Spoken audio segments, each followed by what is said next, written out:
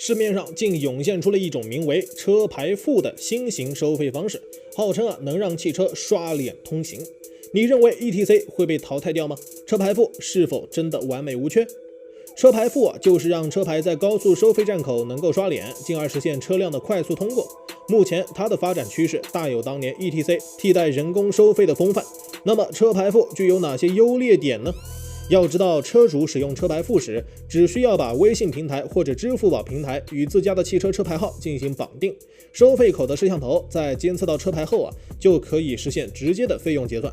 而在办理方式上，如果熟悉手机操作，那么车主在无人辅助的情况下，10分钟之内就能完成车牌付的注册使用。最关键的一点，这一系统还不需要缴纳任何性质的押金，并且根据专门的通行时长对比，使用车牌付的车辆仅需15秒左右就能出站，走人工却基本都要在23秒左右。这种时间的差距将会在节假日以及其他高速高峰期被拉得更大。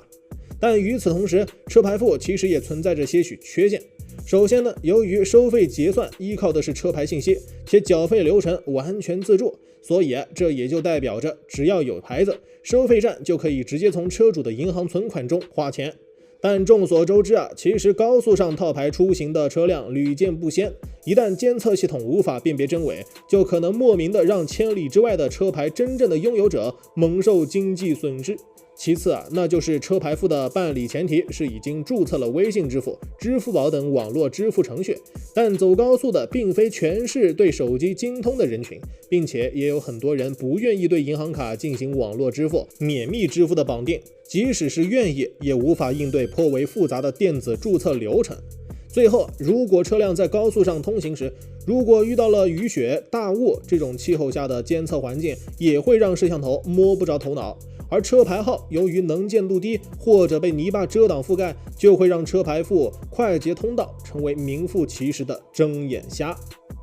已经有 ETC， 我国为什么还要探索车牌付？其实也是因为 ETC 虽然结算效率高，但其他的流程却十分缓慢。ETC 就是便捷式的不停车收费方法。一般来说，当司机驾驶车辆来到收费站口时，只需要让车上的电子标签靠近专用的 ETC 车道前的电子检测后，便可以实现费用的结算。这种结算方法在国际上的使用范围也非常广泛，例如美国以及大多欧洲国家其实都在使用 ETC 电子系统，并且截止到2021年时，我国的 ETC 平均使用率也来到了 65% 左右。这个数据虽然看起来很高，实际上却恰恰相反。要知道，我国在2013年就开始对 ETC 系统进行布局了，并且2年后就实现了 ETC 的全国联网。可从那之后又过去了整整6年的时间，全网的使用率居然还不到70%，这是为什么呢？其实ETC 虽然安装免费，但设备却是要钱的，成本费用大概在200左右。要知道，实际上有相当一部分人是不怎么上高速的。虽然每年的高速出行频次统计中会出现他们的身影，但他们却根本不是对 ETC 有需求的消费者。其次， ETC 的办理程序也颇为复杂，比如目前虽然在银行就可以免费办理 ETC， 但办理时却需要提供相应的个人车辆详细信息，而且通过流程也是需要很多个工作日，这就让有拖延症、怕麻烦的司机不愿去办理 ETC 了。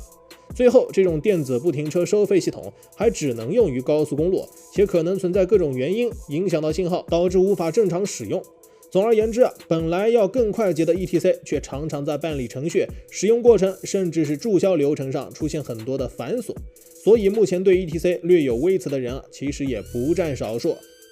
车牌付和 ETC 到底哪个更好用？在车牌付出现之前，与 ETC 分庭抗礼的则是人工收费通道，并且这么多年里，其实大部分车主都更愿意走人工车道。这除了是因为 ETC 先天具有一些缺点外，收费较高也是影响车主做选择的重要原因。要知道，虽然电子不停车收费系统有折扣优惠，但实际上还是要更贵一点的，而这则主要体现在了3方面。其一，有些地区与省份的 ETC 收费中会出现一种名为出入口匝道的收费项目，并且不同的匝道需要缴纳的金额也不一样，人工通道则没有这一例项。